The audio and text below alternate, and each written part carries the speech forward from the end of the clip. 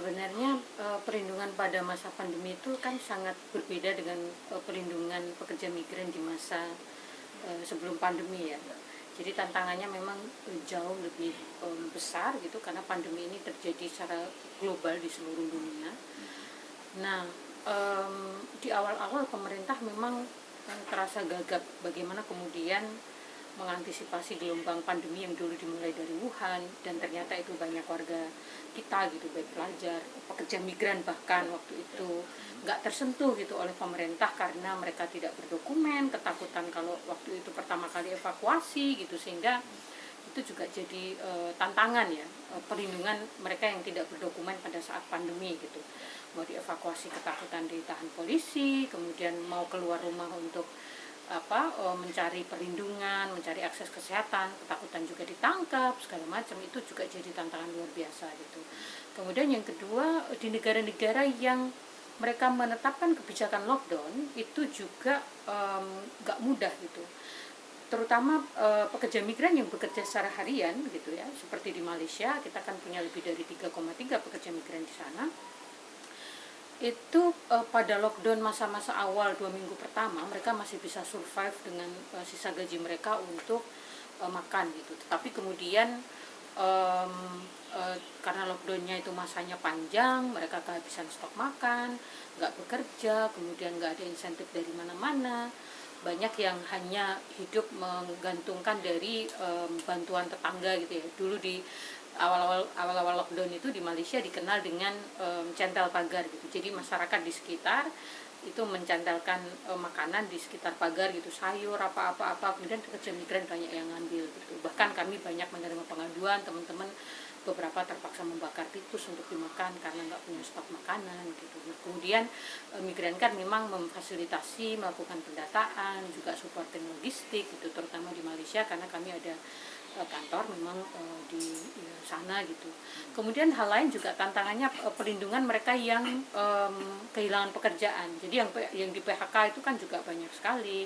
Yang pulang itu protokol kesehatannya juga rumit, banyak yang terlantar di bandara transit gitu ya. Jadi di Dubai kemudian nggak ada penerbangan ke Indonesia karena tiba-tiba cancel karena pandemi. Mereka terlantar di negara transit banyak sekali. Kemudian pas sudah di Jakarta juga banyak yang terlantar karena mekanismenya belum terbangun di awal-awal COVID di Indonesia. Baru kemudian secara bertahap ada kebijakan-kebijakan yang dibuat oleh pemerintah gitu. Tetapi di sisi yang lain, kami misalnya Migrant Guard mengapresiasi bagaimana upaya keras Kementerian Luar Negeri melakukan upaya-upaya evakuasi di Wuhan, kemudian di kapal Princess waktu itu di Jepang yang sangat rumit gitu ya mekanismenya karena banyak yang positif dan lain sebagainya.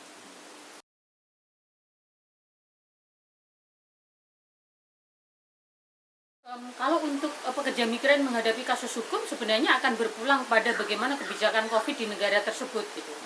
Jadi apakah pengadilan masih berlangsung atau berlangsung online atau seperti apa? Kalau soal bantuan hukum, sebenarnya pemerintah itu punya lawyer tetap yang disewa itu kan di 3 negara, di Malaysia, di Singapura, dan di Arab Saudi.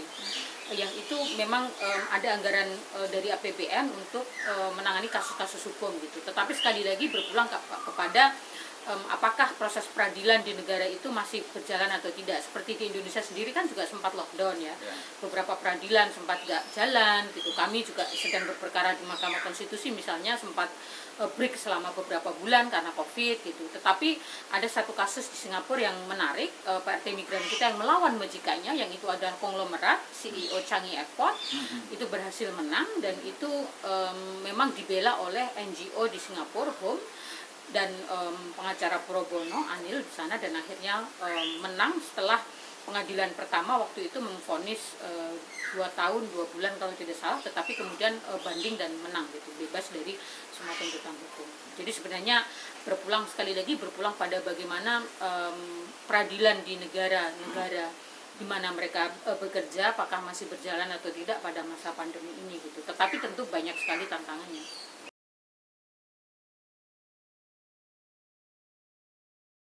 Banyak sih ya, setiap tahun itu sebenarnya lebih dari 15.000 yang tercatat mereka menghadapi kasus-kasus hukum di berbagai negara, mulai dari yang berat soal hukuman mati, soal trafficking gitu, kekerasan, gaji tidak dibayar dan lain sebagainya gitu. Ya mestinya lebih dari itu gitu. Tetapi itu kan sekali lagi yang dicatat oleh pemerintah baik Kemenlu, BP2MI maupun Kementerian Ketenagakerjaan.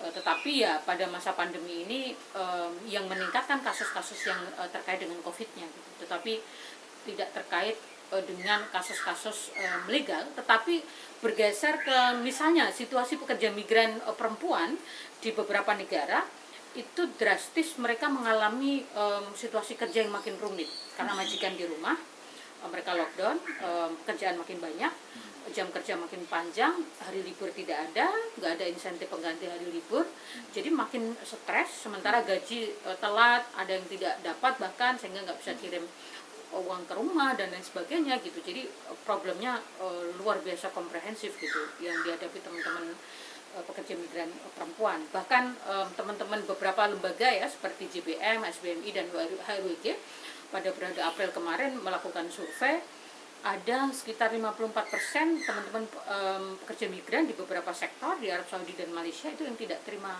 gaji gitu sejak pandemi ini terjadi. Sebenarnya dulu pada masa Gus Dur itu ada beberapa kebijakan yang memang dibuat dan itu sangat mendasar ya. Misalnya ratifikasi beberapa konvensi ILO yang itu mendasar untuk perlindungan pekerja dan pekerja migran, itu luar biasa. Kemudian pada masa Megawati menerbitkan Undang-Undang 39 tahun 2004 yang secara substansi sebenarnya undang-undang itu banyak mengandung substansi yang cenderung mengeksploitasi pekerja migran gitu. Yang pada masa SBY itu tidak selesai direvisi gitu karena ya banyak sekali faktornya gitu, dan baru bisa selesai revisi itu pada masa pemerintahan Jokowi 2017. Persisnya sekitar 7 tahun berjalan proses revisinya di DPR yang untuk pertama kali saya kira pemerintah memiliki satu regulasi Undang-Undang 18 2017 itu yang relatif berstandar pada penghormatan hak asasi manusia pekerja migran gitu. Karena banyak mengadopsi prinsip-prinsip yang ada di dalam Konvensi Internasional Perlindungan Pekerja Migran. Tetapi juga menurut saya akhir-akhir ini hari-hari ini kita pantas marah, pantas kecewa karena Omnibus Law yang baru diterbitkan oleh DPR itu juga akan melukai, berpotensi menjadikan situasi buruk bagi buruh dan pekerja migran. Terutama klausul pekerja migran adalah akan ada simplifikasi perusahaan untuk membuat izin penempatan pekerja migran dipermudah sampai tingkat kabupaten. Kita bisa bayangkan itu akan menjamur, bagaimana pengawasan, kemudian bagaimana praktek trafficking itu akan luar biasa gitu. Jadi kelihatan misi investasinya itu memang menggeser gitu ya, prioritas perlindungan untuk pekerja migran gitu. Meskipun sebenarnya undang-undang perlindungan pekerja migran yang sangat baik ini mestinya tinggal diimplementasikan gitu, tetapi dengan hadirnya Omnibus Law saya kira ini mengancam undang-undang yang sudah lebih baik, sangat maju dari undang-undang yang sebelumnya. Ya dalam 2 tahun ini kan masa transisi implementasi, tetapi tentu ya belum 100%. Beberapa aturan turunan sudah ada, kemudian aturan yang sangat mendasar misalnya peraturan Badan Perlindungan Pekerja Migran yaitu pembebasan biaya sudah ada gitu. Itu luar biasa gitu. Jadi terobosan yang menurut saya sangat maju gitu, tetapi memang kita semua sedang berpikir gitu, apa ini artinya semua ketika Omnibus Law kemudian tiba-tiba muncul dan akan menjadi apa ya, ancaman baru gitu.